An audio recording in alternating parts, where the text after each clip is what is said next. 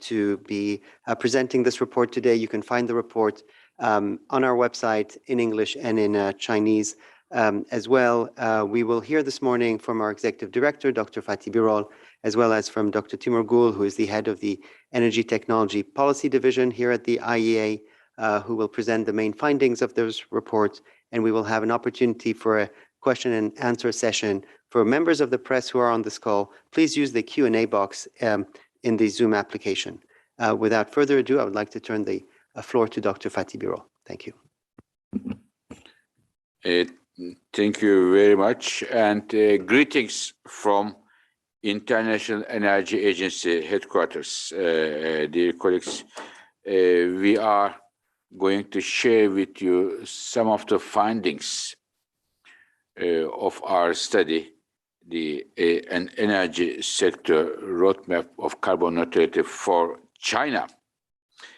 And you will see that our report is freely downloadable in our website in English and executive summary in Chinese today. So we have, many of you know, I hope all of you know, last May, a few months ago, we made a study, the net zero study of the global energy sector. And we have received several invitations from governments around the world in order to provide their national net zero roadmap thinking, decision making. So we have started with China. And I wanted to tell you why we started with China, because we know that China today is the largest energy producer, largest energy consumer of the world, but at the same time, largest emitter of the world by far. Just to put in a context, the emissions today coming from Chinese steel and cement sector combined, only from the sub-industrial sector combined, these emissions are greater than all EU emissions we have. Just to put in a context, and therefore we think it is very important to take note of this, but also to take note that China is today definitely a powerhouse when it comes to clean energy. China is the world's #1 for solar, #1 for wind, #1 for hydropower, #1 for electric cars, electric buses, and others. And in addition to those, we have, September 2020, we have heard a very good news from United Nations General Assembly, China committing itself for carbon neutrality around 2060 and the peak just before 2030. We wanted to see if this change happens in China, as was committed by the Chinese leaders, carbon neutrality, what would be the implications for the Chinese energy markets, for global clean energy technology innovation, and also for the other countries who are working on clean energy and also trying to address climate change. We look at this very important pathway suggested by China, again, September 2020. But in addition to that, our report looks at another pathway, which is to see a peak of Chinese emissions around 2025 and seeing a big decline thereafter, and around 2030, Chinese emissions in this pathway is 20% lower than what China has today. And our analysis show that this pathway is within the economic means of China to realize, technological means of China to realize, and also China has the capacity to realize this more ambitious pathway. And we also see that such a more ambitious, accelerated pathway would bring additional economic benefits to China, more employment, and also make Chinese economy ready for the next chapter of global energy system. Now, dear colleagues, another significance of this pathway, namely 2025 peaking of emissions and decline thereafter, and 2030, 20% less emissions today, would be a great news from China for the rest of the world, which would mean that our hopes to limit the global temperature increase around 1.5 degrees would be still alive.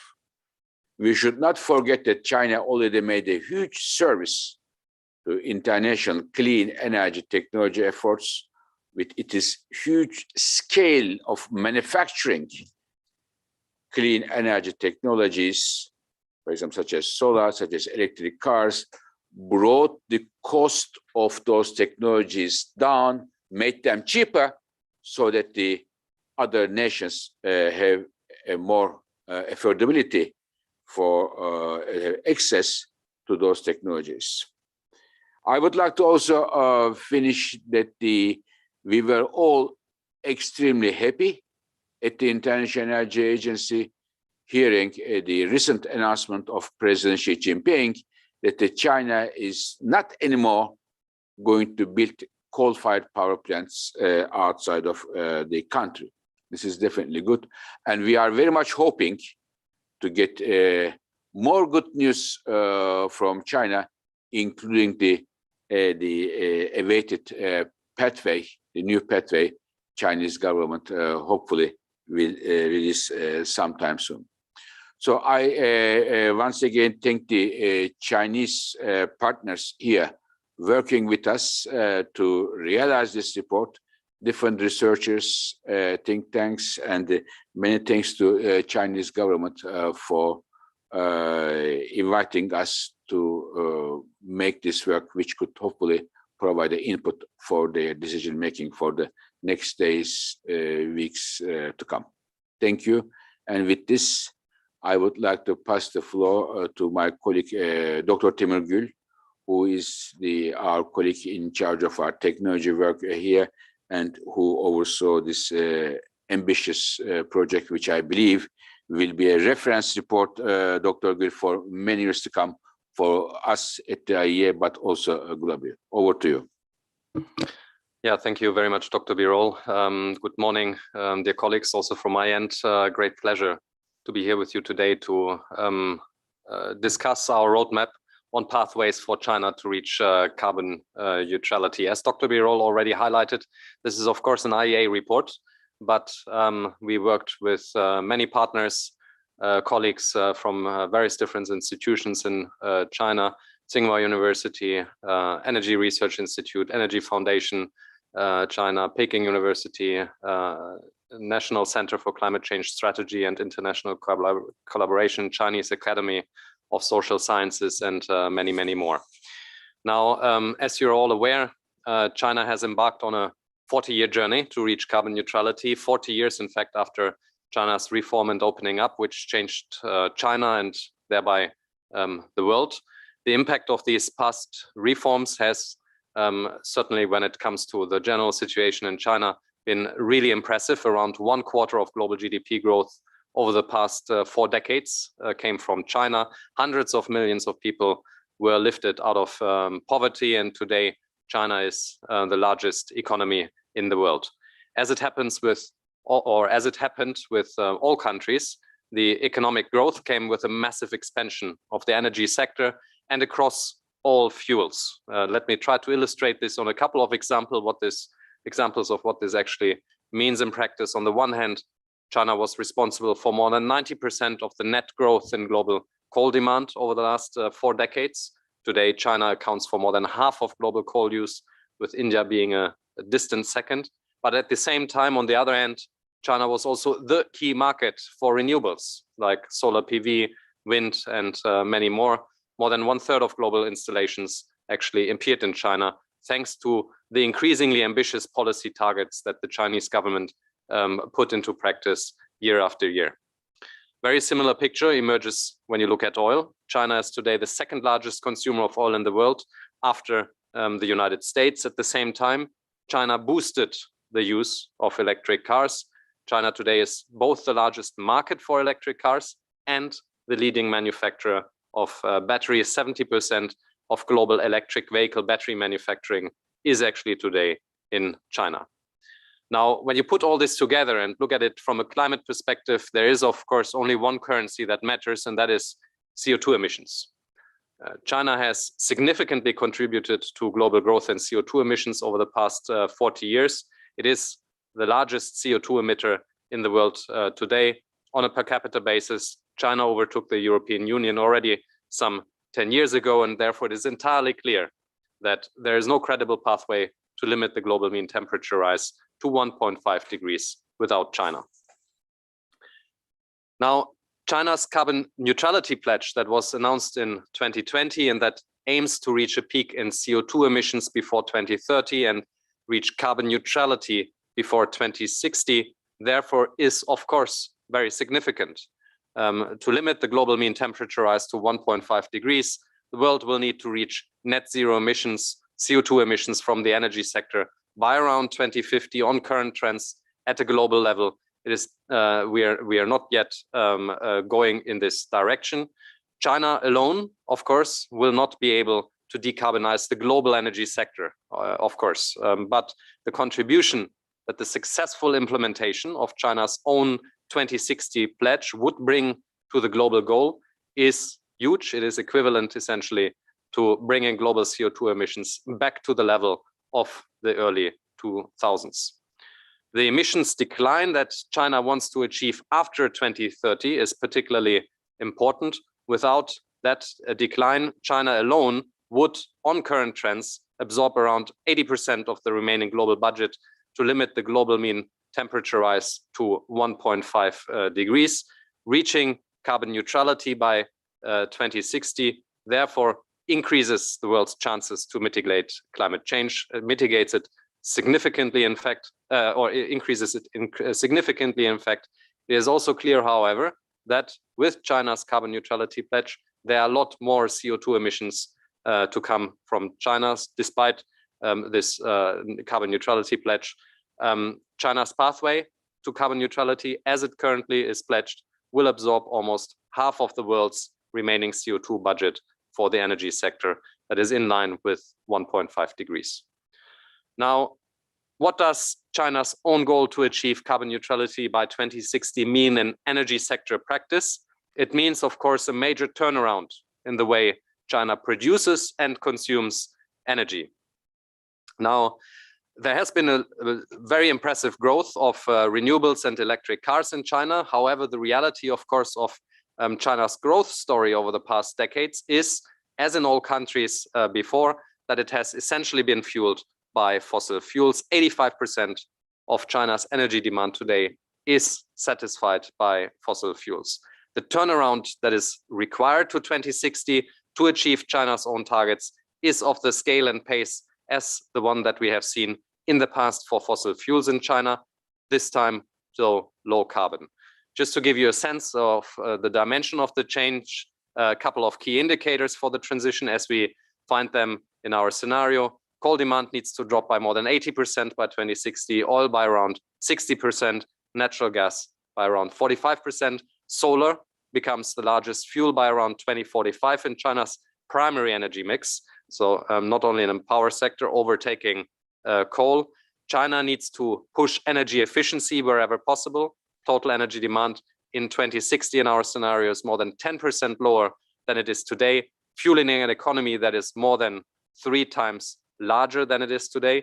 The transition towards an innovation and digital-led service economy away from the past growth model that relied on the production in heavy industries will be, of course, equally important. And finally, electricity will need to become a key fuel to reach carbon neutrality. In our scenario, we see electricity demand doubling. It becomes, by 2060, electricity becomes the largest fuel in final energy use already before 2030, overtaking the direct use of coal. Now, electricity is critically important for China's clean energy transition, of course, and it is in 2 ways. First, there's, of course, a need to clean up electricity generation. Today, the electricity sector in China is responsible for almost half of its CO2 emissions. And secondly, China will need to make use of electricity across a much wider range of sectors and applications, and to a much larger degree, not only in transport for electric cars, not only in buildings for heating, but also for industrial heating, for the production of alternative fuels such as hydrogen. What this will require is a massive acceleration in renewable capacity additions, in particular, even in comparison to past years in which China has been outpacing the world on renewables deployment. To reach carbon neutrality by 2060, renewable capacity needs to rise significantly over today's level, with the largest growth coming from China's northwest and northern regions, where solar and onshore wind can take advantage of strong resource potential and good availability of land. In all that, electricity security will need to be a critical pillar of the transition. It is a critical pillar of any energy system already today, but with the scale up of renewables and at the same time the massive expansion of electricity use, it is important that investment in low carbon flexibility sources to increase the reliability and resilience of electricity systems are coming forth. Now, for China, as well as for any other country that pursues net zero emission goals, it is important to recognize that a transition to carbon neutrality will rely on a wide range of technologies, much beyond the technologies in the power sector and much beyond electricity. Through 2030, China's decarbonization efforts can count on curbing coal use and technologies that are actually ready on the market today, cost effective in most of the cases, so ready to be scaled up to bring down emissions in the near term. Energy efficiency, efforts to make a more efficient use of materials, renewables and other low carbon technologies such as electric cars will be able to go a long way. But decarbonizing the entire energy system, many end-use sectors that are out there, will require a wider range of alternative technology solutions through 2060.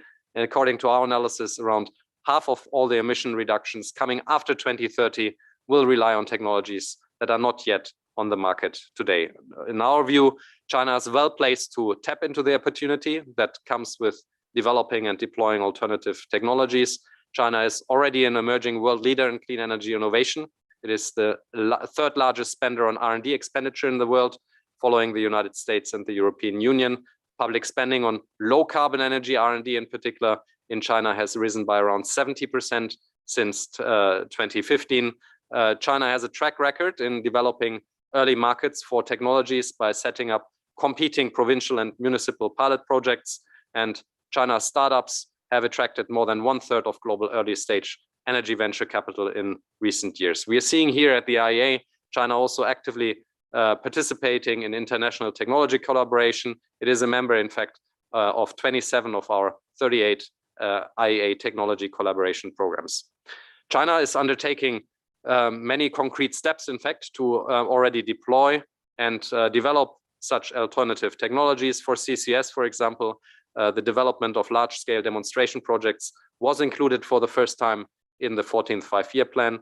For hydrogen, China has not yet prepared a national strategy or a roadmap, but several provinces have announced or are developing their own hydrogen strategies. Now, accelerating innovation for key technologies will be critical, of course, for China to reach carbon neutrality in an orderly way in particular. Why do we emphasize the orderly transition here in such a way? let me try to illustrate this by the example of China's heavy industries, which are in fact a key example and a key part of the global CO2 equation.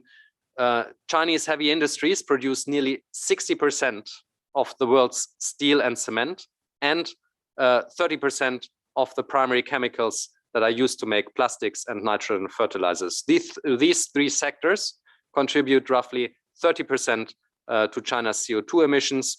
And to give you a bit of a sense of the size of these type of sectors, let me just give you two indicators here. First, Hebei province produced alone around 250 million tons of crude steel in 2020, which is equivalent to 13% of global steel production, just one province, Hebei province. And at the same time, as Dr. Birol already mentioned, China's cement and steel sectors emissions alone are higher than the total CO2 emissions of the entire energy sector of the entire European Union. Now, the point here is that over the next 25 years, practically all existing facilities and heavy industries in China could be retired, renewed, or replaced according to the current cycle of investment. And so there's a huge opportunity to drastically reduce the emissions from these sectors if these sectors have access to critical applications of low carbon technologies at scale, such as hydrogen and CCS. If this is not the case, if the next investment cycle for all this capacity has no access to these type of technologies, then this could result in an additional 70 gigatons of CO2 emissions coming from these sectors over the next few decades. What does it mean for the world? It means this would make achieving 1.5 degrees much harder. These 70 gigatons alone are equivalent to around 15% of the global budget for limiting the global mean temperature rise to 1.5 degrees. And for China, it would make reaching carbon neutrality by 2060, let alone more ambitious goals, much harder to achieve. It would require more early retirements of facilities in future years than is actually economically desirable. The current decade is therefore critical for China as for all other countries, and as we announced already in the context of our global net zero by 2050 roadmap, to make sure that the next generation of clean energy technologies is available as soon as possible to achieve carbon neutrality in an orderly way without locking in new highly emitting infrastructures in the next years to come. Now, whatever the exact trajectory China may take, the transition to carbon neutrality, as in other countries as well, will require clear and early signals to the energy sector to be successful. In our projections of a trajectory that is in line with China's stated goals, CO2 emissions by 2030 would actually be slightly higher than they were in 2020. But our analysis also suggests that China has the technical capabilities, the economic means, and the policy experience to achieve a faster clean energy transition to 2030. An early peak in emissions by the mid-2020s is actually possible according to our analysis and could bring emissions into a decisive decline to 2030 already. We believe that there are three opportunities for China that are not new. These are not new things that China would need to implement, but where it could leverage further building on its existing efforts. It's further accelerating the decline of coal use in power and industry. It's further accelerating energy efficiency efforts. And it's third, further pushing low carbon technology deployment. This would be very beneficial for climate, of course. The cumulative emission savings that would come with that are higher than the global annual emissions from coal today. And it would also open up the possibility for China to achieve earlier carbon neutrality targets, such as for 2050, to achieve greenhouse gas neutrality by the year 2060. It would bring many benefits beyond those associated with climate change, of course, from air quality to a stronger role in stronger and more central role in global clean energy technology value chains and in clean energy innovation. But such a transition will, of course, also be challenging in many ways. It will require making climate change and all of government efforts in line with the leadership group on carbon peak and carbon neutrality that China has already implemented. It would, however, and this is important, I believe, to recognize, not fundamentally change the socioeconomic challenges that lie ahead of China.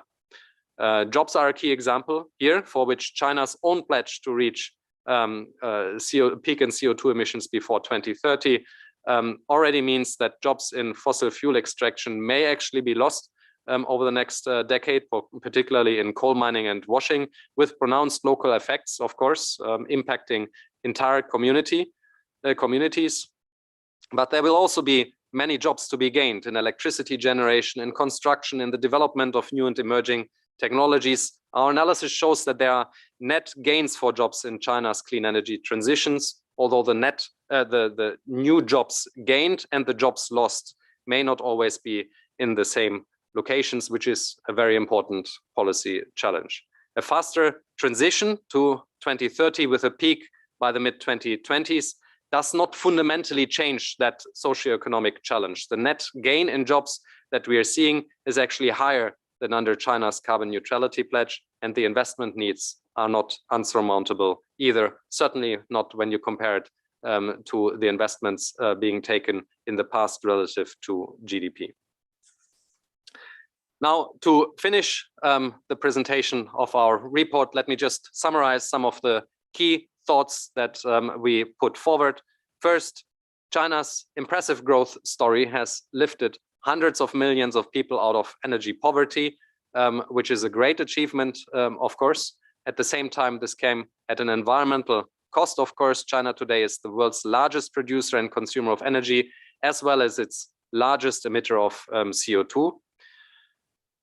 But China is not only about fossil fuels. It should not be only narrowed down on that. China's clean energy efforts brought down costs of solar PV and batteries globally and changed the way the world thinks about low carbon technologies. Many policy efforts have gone into this over the past decade. In particular, China today is a clean energy powerhouse, both in the use of clean energy technologies and in its production. China's carbon neutrality pledge is very significant. It demands an energy system transformation that would result in growth for clean energy in the coming decades, similar to what fossil fuels have experienced over the past 2 decades. And our analysis shows that an accelerated transition to 2030 is actually possible. It can lead to a CO2 emissions peak by the mid-2020s and a 20% reduction of CO2 by 2030. It would make the transition more orderly in the long run and result in almost 1 million net additional jobs to be gained by 2030. We believe that China has many strengths, and these strengths make China very well placed for a successful transition to carbon neutrality, demonstrating leadership in technology and energy policy. We believe that international collaboration with China will be essential to meet our shared climate objectives moving forward. Thank you very much for your attention.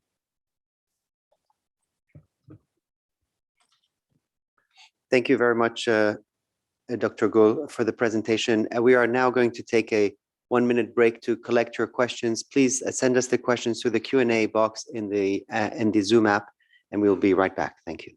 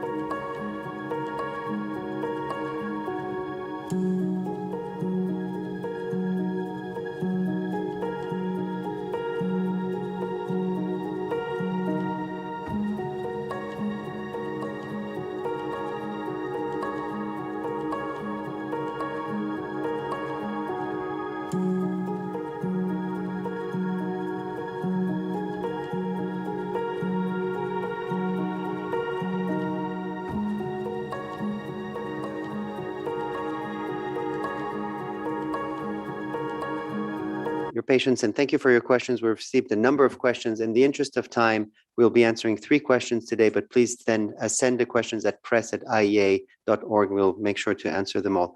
I have 2 questions for Dr. Birol and 1 for Timur. First question for you, Dr. Birol.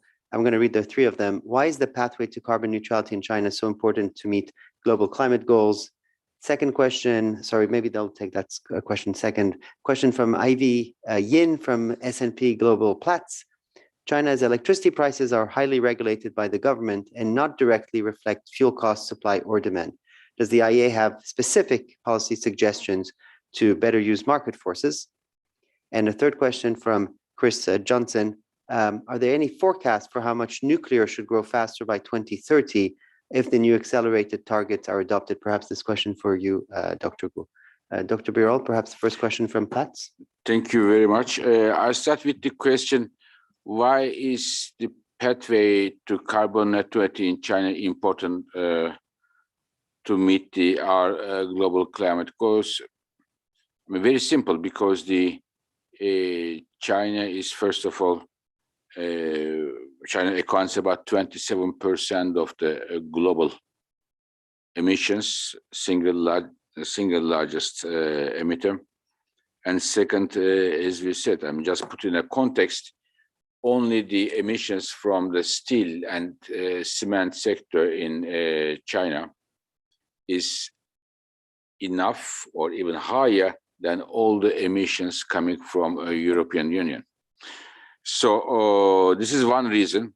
The second reason is China, given the size of the country, given the capacity of Chinese industry, if China pushes this or that innovation button for a technology, China can bring the cost down and make it much more accessible, not only for the Chinese industries, Chinese stakeholders, but also for the world.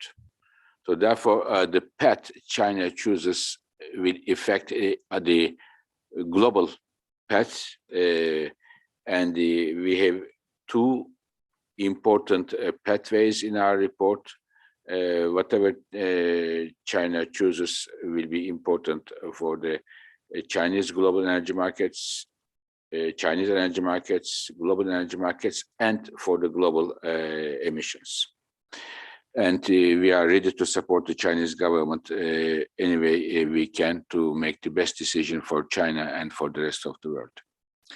The second question is the Chinese electricity prices. Yes, China is already making significant efforts to reform its power market in terms of emission trading scheme. It is, as far as I know, it is the largest in the planet today. But we know from the Chinese authorities that the efforts to reform power markets are going on.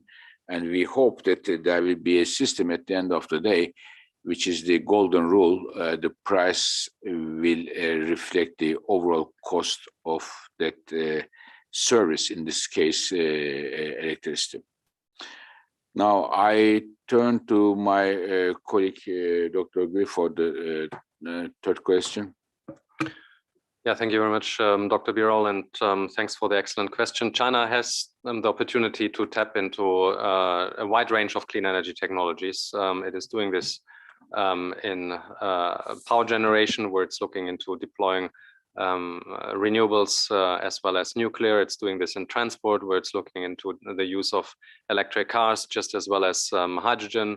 It's looking into different options for decarbonizing steel production, for example, through hydrogen or through CCS. So there are many clean energy technology efforts in China underway. Of course, when it comes to scaling additionally to 2030, there will be some limitations above and beyond the capacity that is in place, and above and beyond the capacity that is under construction today for in the case of nuclear. But in our accelerated transition that we are seeing for that we have analyzed for China, nuclear output is roughly 10% higher than it is in the pathway that would align with China's own targets. Many thanks, Timur, for this answer, and many thanks, Dr. Birol, for the presentation and your answers. This concludes our press conference, our media launch. We have many more questions. We will definitely get back to you on those. If you have more questions, please do email us at press@iea.org. And just a reminder, of course, that the report in English and the executive summary in Chinese is available on our website. So will the presentation a little bit later on this morning, available for free. Thank you very much for your attention. Goodbye.